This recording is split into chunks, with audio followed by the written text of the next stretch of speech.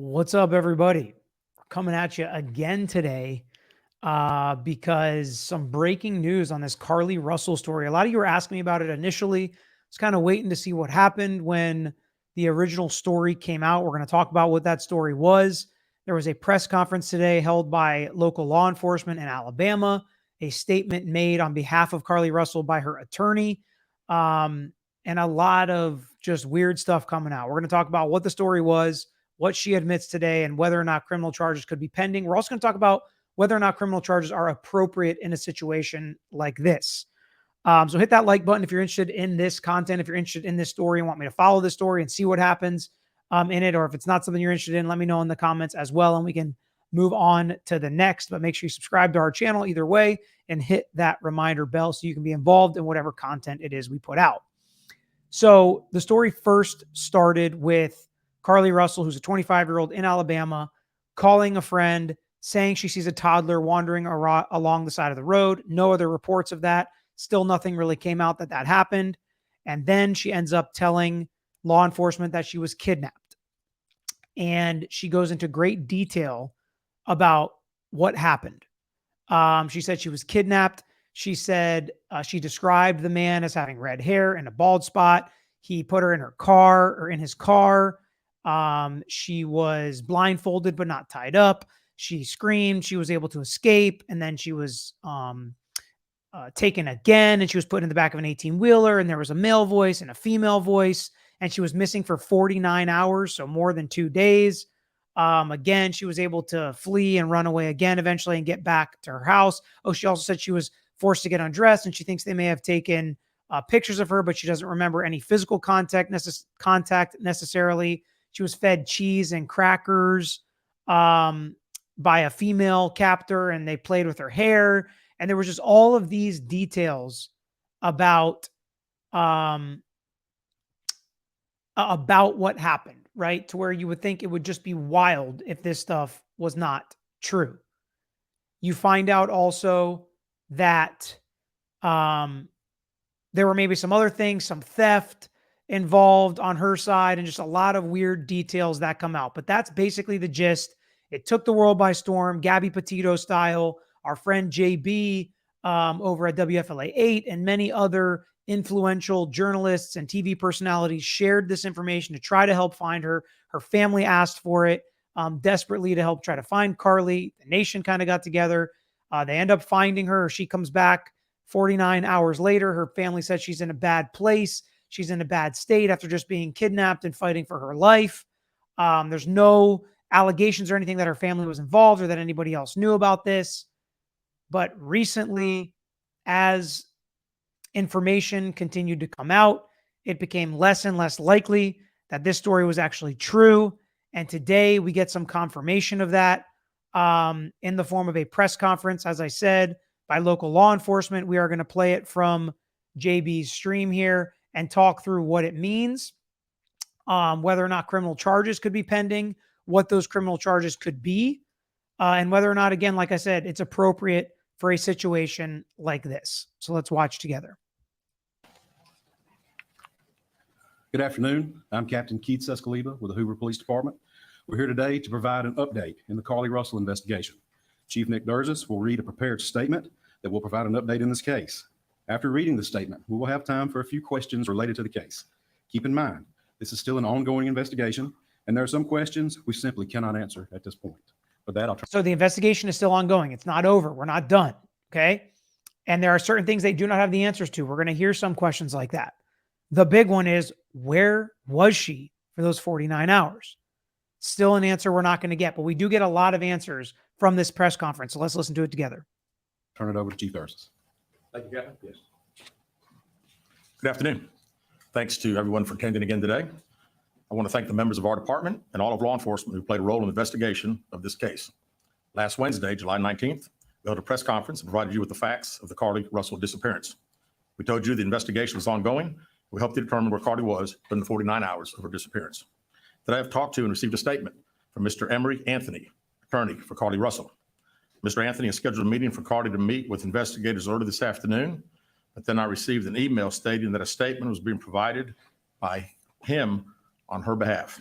So she was supposed to meet with investigators. It sounds like she didn't have that meeting, but instead her lawyer made this statement on her behalf, and he's about to read that statement with you. So it seems like in lieu of meeting with investigators. I don't know that for a fact, but that's what it sounds like with some context clues. Mr. Anthony asked that I read the statement in its entirety, which I will do now. My client has given me permission to make the following statement on her behalf. There was no kidnapping on Thursday, July 13th, 2023. So she admits that everything she said was made up. There was no kidnapping. Wild to think about. This gives me flashbacks of Alec Murdaugh and the roadside incident and that happening, and then finding out that his attorneys with him made a statement saying that was all a lie. He made it all up. Mental health issues, bigger things going on. Why would somebody do this? Those are all questions that come to mind when this happens, just like I did with Alec Murdaugh. My client did not see a baby on the side of the road. That's good, right? So there's not a missing child that a family is looking for, that we don't know any other information about. She just made that up. That's bad that she made it up, obviously. Good that it's not actually true that happened. My client did not leave the Hoover area when she was identified as a missing person. My client did not have any help in this incident, but this was a single act done by herself. So she did not have any help. Her family didn't know. Nobody else implicated. So that's good. She's if anybody else is involved, she's protecting them. If not, it was just done by her on her own, which is better than the alternative that a bunch of people got together to concoct this plan for God knows what reason. My client was not with anyone or any hotel with anyone from the time she was missing. My client apologizes for her actions to this community, the volunteers who were searching for her, to the Hoover Police Department and other agencies, as well as to her friends and family. We ask for your prayers for Carlee as she addresses her issues and attempts to move forward, understanding that she made a mistake in this matter. Carlee, again, asks for your forgiveness and prayers. So she apologizes, asks for forgiveness and prayers, admitting the wrong that she did. And just a few days later. So horrible thing she did, doing the right thing now, at least admitting it. So nobody is, wondering about a missing child or their kidnappers running rampant or wasting police time and resources. So at least today she made the right decision, right? Maybe not before, maybe not, a couple weeks ago, but today she made the right decision. So at least I think we have to give some props for that. We are going to talk about what the repercussions are for doing what she did a few weeks ago. But I do think it's important to point that out, that when you make a mistake, better than doubling down on it is to admit what you did, try to make it right, try to do the right thing, apologize and ask for forgiveness. I think in today's society, that's something that goes by the wayside, and people don't feel like they can do. Especially, I'm sure the backlash is going to be horrible. I'm sure people are going to say nasty things. I'm sure people are going to do nasty things. I'm sure there's going to be attacks, abuse, things done to her, which none of which will happen on this channel or in this chat or by me. She made a mistake. I'm thankful that she apologized for it. We will, because it is potentially a criminal act that she has committed. We will talk about the potential criminal implications, but I will not condemn her for admitting the truth and apologizing for it. We have a meeting scheduled with Mr. Anthony to further discuss this case. We're currently in discussions with the Jefferson County District Attorney's Office in Bessemer about possible criminal charges related to this case. So they are still discussing possible criminal charges. So that is why we're going to discuss it together. Right? Somebody who has looked into charging documents, made charging decisions at the state attorney's office, who has defended cases, literally this type of case and the crime that we're going to talk about had cases like this on both sides, filing false police reports and defending people that were accused of filing false police reports. That's the angle we're going to discuss. And we will announce those charges when and if they are filed. We will announce those charges when and if they are filed. So it sounds like it's going to be more when than if, but I don't know. Maybe they won't charge anything. I have an idea of what I think is going to happen in this case. No guarantees, but just kind of my guess. All right, with that, we'll take a few questions. Questions now for him. Call on you, please state your name and your affiliation. Yes, sir. Chief Mims, WAGG 610 100.1 FM Summit Media. Chief, do we at this time, or does the Hoover Police Department know the whereabouts of Carlee Russell, during that 49-hour period that she was supposedly missing? Now, as I said the other day, was talking facts and everything. If I said anything today, would just be speculation. Actual facts, we do not. So they don't know, but he did say that she remained in the Hoover area, but we don't know exactly where she was during those 49 hours. WBC 13. Can you tell us what her motivation was for doing this, if you can? The question is, what was her motivation for doing this? I could tell you, I think only Carlee knows, and maybe her attorney now, but again, the statement that we received from him does not indicate any. For ETO WBRC, can you give us an idea of what charges you may be filing against her? That would strictly be up to the district attorney's office. The question was, what charges will we be filing? He says correctly that it's up to the district attorney's office. A lot of times law enforcement will arrest somebody, tell them what they think they're going to be charged with, and it's wrong because the DA or the state prosecutor is the one that usually makes the charging decision on the crime. The cops arrest sometimes for minorly different things than they end up getting charged with, or deals worked out for something higher or lower than what the cop thinks they're going to be charged with. David Lamb, CBS 42, can you update us so that there is a meeting scheduled for this afternoon with the family, or No. when is that meeting? Yeah, With Carlee? no, not a meeting with the attorney, not the family or Carlee. We have a meeting scheduled with the attorney, and that will take place some point tomorrow. And there is no meeting with Carlee Russell The meeting is with his attorney tomorrow. No meeting with Carlee or the family at this point set. or her family at this point. Not scheduled, no, sir. Bria Chapman with Fox 6. What's next to close this investigation? Well, again, we want to talk to Mr. Anthony tomorrow and see if he has any more to discuss about the case. We'll certainly be asking if we'll get an opportunity to again interview Carlee like we've wanted to since she returned. Chief Stephen Quinn, ABC 3340. Yes, sir. Your reaction now, knowing that Carlee has admitted that this was made up? Well, I'm glad that we got this. You know, we certainly laid the facts out to you guys and to the national media that had a lot of interest in this particular case. The sad thing is that again, there were so many people that were involved, took this thing very, very seriously, and again, we wanted the focus to be bringing her home. She got home. We're very excited about that. It is what it is. The facts, I think, last Wednesday pretty much showed that we knew that it was a hoax. So they said last Wednesday, they knew it was a hoax. So that's important, right? I think he said this happened on the 13th, I think was the day that she said it. Now I can't remember what day she said this happened. I can't remember, but last Wednesday would have been 26th, the 19th. So right around a week that maybe they thought it was legit, but then they knew it was a hoax last Wednesday. That's going to be important when we talk about potential criminal charges and penalties. 13, do you know the expense you went to during this search? And if you don't have a dollar This is important as well. What did it cost to put this search together? figure for us, just how big it was for you guys? Well, it was all hands on deck, and we don't have a dollar figure yet, but But they will. we're certainly working towards getting one, and not only ours, but there'll be other agencies that had a lot of support that they gave us and had monetary expenses themselves. Jonathan, when JLR investigates, are the parents under any investigation? You know, as I said the other day, we were going to try to determine exactly those 49 hours. So right now, you know, anything's on the table. We still don't know what happened. So other people could have aided and abetted her, and they're not denying or outright saying they're not going to investigate anybody else. They're going to do a full investigation. Whoever potentially committed a crime, they will investigate them for potential criminal charges, is what I'm hearing. Those 49 hours, where she was, did she have any help? We have no idea. You know, I read the statement from Mr. Anthony. That's all we know. Keith Mims, WAGG 16, Summit Media. Chief, let me ask you this. What do you think prompted or provoked Carlee to do this kind of thing? And It's already been asked and answered. Are there any kind of mental issues that the police? Mental department health or issues, I guess we public didn't hear. should be concerned about, or just what?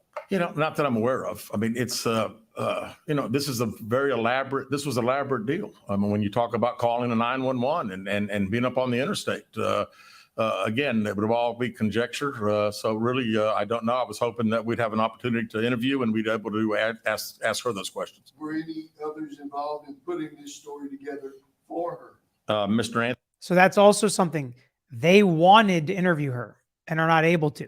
That's something we'll remember and discuss in a minute. Anthony, in his statement, says there was not. Liviana Kelly, WBRC, Fox 6 News. You said that you had a meeting scheduled and it kind of switched into a statement. Did they give any type of reason that switched? No, they did not. Thank you. Aaron Llewellyn, WBTN 13. Just for clarification, Carlee Russell is not in custody right now. That is correct.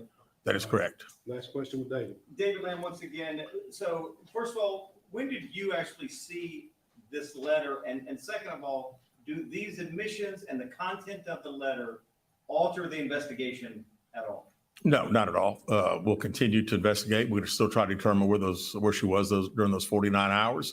But I am glad that we received this. It at least puts some of the social media super sleuths hopefully at rest for a little bit as far as the conjecture of what everybody thinks took place. We know that The social media super sleuths getting more and more shout outs as the days go by. that by her own admission, it didn't happen.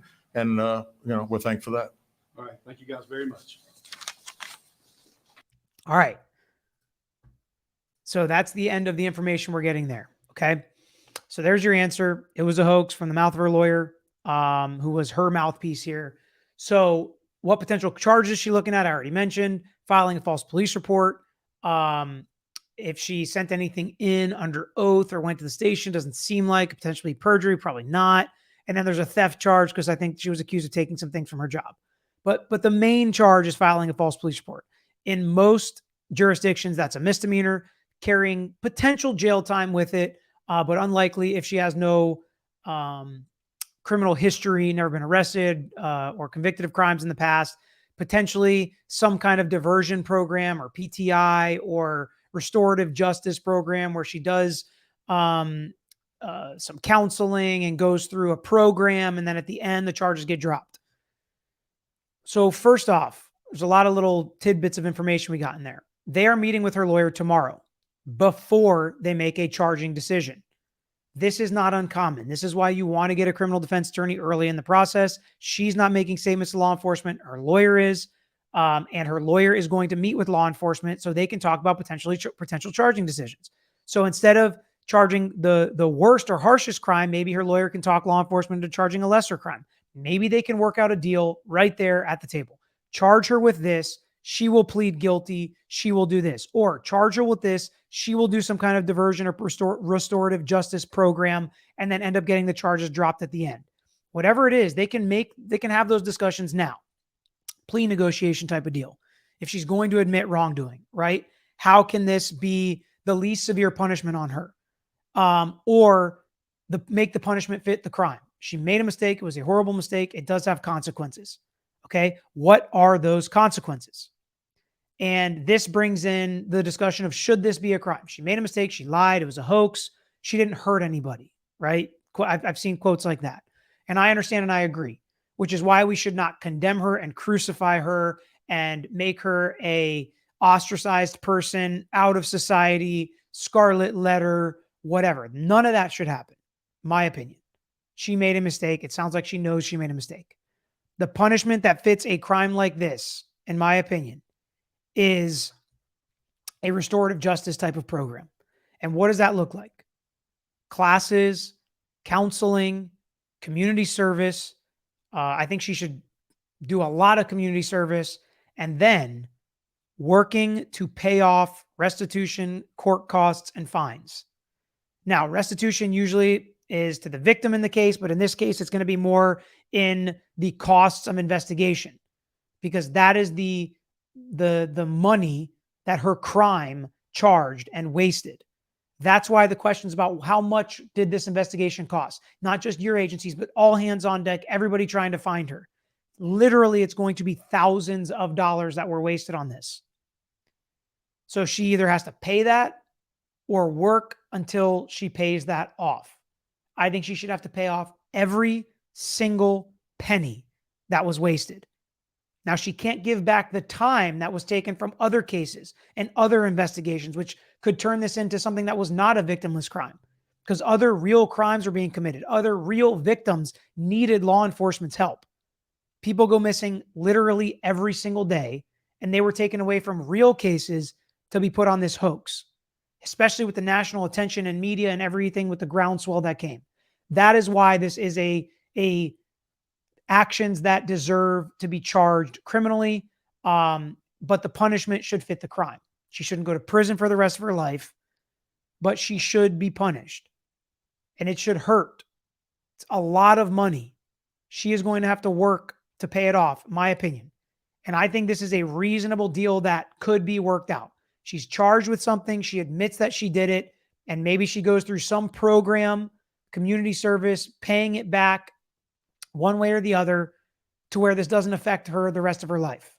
Now, this would absolutely be considered a crime of moral turpitude, even though it's not a felony, most likely not going to be a felony. Could be, I guess, in different ways. But when you hear people taking the witness stand and they have to admit either felonies or crimes of moral turpitude, that means you lied, did something that was dishonest. So your credibility is going to be tarnished forever in a court of law when you do something like this. I think that is appropriate. That doesn't mean she lies every time she takes a stand or gives a statement under oath or says anything to anybody. But every time her deposition is taken or she's in court or whatever, this is something that could come up. Because when you make mistakes like this, you need to learn from them. People need to know. Maybe you don't get the full benefit of the doubt that everybody else may get that hasn't ever been committed of a crime. Doesn't mean people haven't lied, right? Everybody's lied. But this is another level.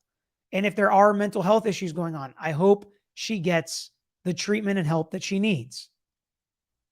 But there are absolutely criminal angles with this. That's why the lawyer is involved. He's meeting with law enforcement. They're probably going to talk about potential charges. They also want answers.